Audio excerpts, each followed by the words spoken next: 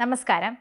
മുല്ലപ്പെരിയാർ ഇടുക്കി അണക്കെട്ടുകളുമായി ബന്ധപ്പെട്ട പ്രളയ സാഹചര്യം മനസ്സിലാക്കാൻ ISRO സഹായം തേടി കേന്ദ്ര സഹമന്ത്രിയായ സുരേഷ് ഗോപി എത്തുന്ന കാര്യമാണ് വാർത്തയിൽ നിറയുന്നത്. ഡാമുകളുടെ പ്രളയ സാഹചര്യം ബഹിരാകാശ സാങ്കേതിക വിദ്യ ഉപയോഗിച്ച് തിരിച്ചറിയുന്നത് സംബന്ധിച്ച് ISRO ചെയർമാനുമായി സുരേഷ് ഗോപി ചർച്ച നടത്തി. ബാംഗ്ലൂരുവിലെ അന്തരീക്ഷ ഭവനിലായിരുന്നു ചർച്ച. കാലാവസ്ഥാ മാറ്റത്താലുള്ള പ്രശ്നങ്ങൾ രാജ്യത്താകമാനം രൂക്ഷമായ സ്ഥിതിയിൽ 2 ഡാമുകളിലെയും സാഹചര്യം അടിയന്തരമായി വിലയിരുത്തേണ്ടതുണ്ട് എന്ന് സുരേഷ് ഗോപി പറഞ്ഞു.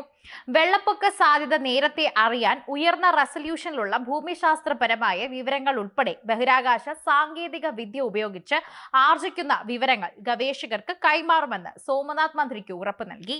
പ്രളയ സാധ്യതയും രക്ഷാപ്രവർത്തനവും പുനരധിവാസവും ഉപഗ്രഹ സഹായത്തോടെ സാധ്യമാക്കുന്ന സംവിധാനത്തിന്റെ മാതൃക തയ്യാറാക്കണമെന്നും മന്ത്രി നിർദ്ദേശിച്ചു. അണക്കെട്ടുകളിലെ ചെളിയുടെ വ്യാപ്തിയും സ്വഭാവവും പഠിക്കണം. അവ പ്രാദേശിക വ്യവസായങ്ങൾക്ക് ഉപകാരപ്പെടുത്തേണ്ടതുണ്ട്. അതും പരിശോധിക്കണമെന്നും മന്ത്രി പറഞ്ഞു. കേരളത്തിൽ നിന്നും മികച്ച വിജയത്തോടെ പാർലമെന്റിൽ എത്തിയിട്ടും കേന്ദ്രമന്ത്രിസഭയിൽ നല്ല പരിഗണന ലഭിച്ചിട്ടും ലഭിക്കാതെ പോയി എന്നുള്ള പരാതി മറ്റുള്ളവർക്കുണ്ടെന്നാണ് സുരേഷ് ഗോപി തന്നെ പറയുന്നത്. 4 സിനിമകൾ ചെയ്യാനുണ്ടെന്നും BJP കേന്ദ്ര നേതൃത്വത്തെ അറിയിച്ച സുരേഷ് ഗോപി തന്നെ അദ്ദേഹത്തിന് വലിയ സ്ഥാനങ്ങളൊന്നും വേണ്ട എന്ന് അങ്ങോട്ട് പറയുകയായിരുന്നു എന്ന് പറഞ്ഞു. കേരളത്തിൽ നിന്നും BJP അക്കൗണ്ട് തുറന്ന വിവരം പ്രധാനമന്ത്രി നരേന്ദ്രമോദി തന്റെ വിജയ പ്രസംഗത്തിൽ എടുത്തു പറഞ്ഞതോടെയായിരുന്നു മറ്റുള്ള വിമർശകരുടെ വായ അടച്ചത്. ഇതോടെയാണ് സുരേഷ് ഗോപി ഇപ്പോൾ നരേന്ദ്രമോദിയുടെ ഏറ്റവും ഫേവറേറ്റ് ആളാണെന്ന് മനസ്സിലായത്. ഇതോടെ തന്നെ വാത്സല്യപുത്രനായി മാറുകയാണ് സുരേഷ് ഗോപി, നമ്മുടെ പ്രധാനമന്ത്രിയുടേത്. ഇതോടെ കേരളത്തിന് ക്യാബിനറ്റ് പദവിയുടെ മന്ത്രിസ്ഥാനം ലഭിക്കുമെന്ന പ്രതീക്ഷകൾ ഏറെയായിരുന്നു. എന്നാൽ അതൊന്നും വേണ്ട എന്ന് അങ്ങോട്ടാണ് പറഞ്ഞത് സുരേഷ് ഗോപി എന്നും തനിക്ക് സിനിമകൾ ചെയ്യാനുണ്ടെന്നും താൻ തൽക്കാലം ഇവിടെ കേരളത്തിൽ കുറച്ചു കാലം നന്നായി പരിശ്രമിക്കട്ടെ എന്നും എന്നിട്ട് മാത്രം തനിക്ക് വലിയ പദവികൾ തന്നാൽ മതിയെന്നും പറഞ്ഞു. ഇതോടെ അദ്ദേഹത്തിന് അർഹിച്ച പരിഗണന ലഭിച്ചില്ല എന്ന പരിഭവം BJP പ്രവർത്തകരുടെ ഇടയിൽ തന്നെ ഉണ്ടായിരുന്നു. പുറമെ പ്രകടിപ്പിക്കാനില്ലെങ്കിലും കേന്ദ്രമന്ത്രിസഭയിൽ അർഹമായ പരിഗണന ലഭിക്കാതെ പോയതിൽ സുരേഷ് ഗോപിയും അതൃപ്തനാണെന്ന് വാർത്തകൾ പറഞ്ഞിരുന്നു. എന്നാൽ അതിനൊക്കെ പാടെ മാച്ചു കളഞ്ഞിട്ടുള്ള അദ്ദേഹത്തിന്റെ പ്രവർത്തനമാണ് നമ്മൾ കണ്ടുവരുന്നത്. അദ്ദേഹം ആദ്യ ദിവസം മുതൽ വലിയ പ്രവർത്തനങ്ങളാണ് നടത്തി തുടങ്ങുന്നത്.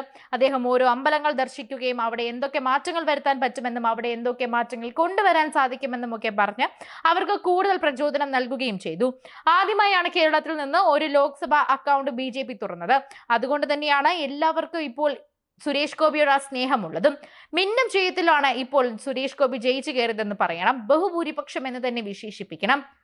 അദ്ദേഹത്തിന് സ്വതന്ത്ര ചുമതല ഇല്ലാത്ത സഹമന്ത്രി സ്ഥാനം മാത്രമാണ് ലഭിച്ചതെന്ന് പറയുന്നു. അദ്ദേഹത്തിന് എന്തെല്ലാം വകുപ്പുകൾ കൈകാര്യം ചെയ്യുമെന്ന് അറിയാൻ കഴിഞ്ഞായിരുന്നുവെങ്കിലും പിന്നീട് ടൂറിസം ആണെന്ന് അറിഞ്ഞപ്പോൾ കേരളത്തിന് ഒരു ആശ്വാസമായി.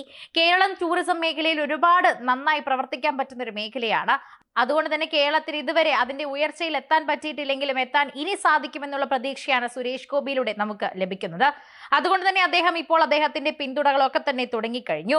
കേന്ദ്രത്തിൽ സഹമന്ത്രി സ്ഥാനം ഏറ്റെടുത്തതിന് പിന്നാലെ അമ്പരിപ്പിക്കുന്ന പ്രകടനമായിരുന്നു അന്ന് സുരേഷ് ഗോപി നടത്തിയത്. സുരേഷ് ഗോപിയുടെ പ്രതികരണം അന്ന് എല്ലാവരെയും ഞെട്ടിപ്പിച്ചിരുന്നു. അദ്ദേഹം മാധ്യമങ്ങളെ കണ്ടപ്പോൾ തനിക്ക് വലിയ നിരാശയുണ്ടാകുമെന്ന് പറയുമെന്നാണ് വിചാരിച്ചത്.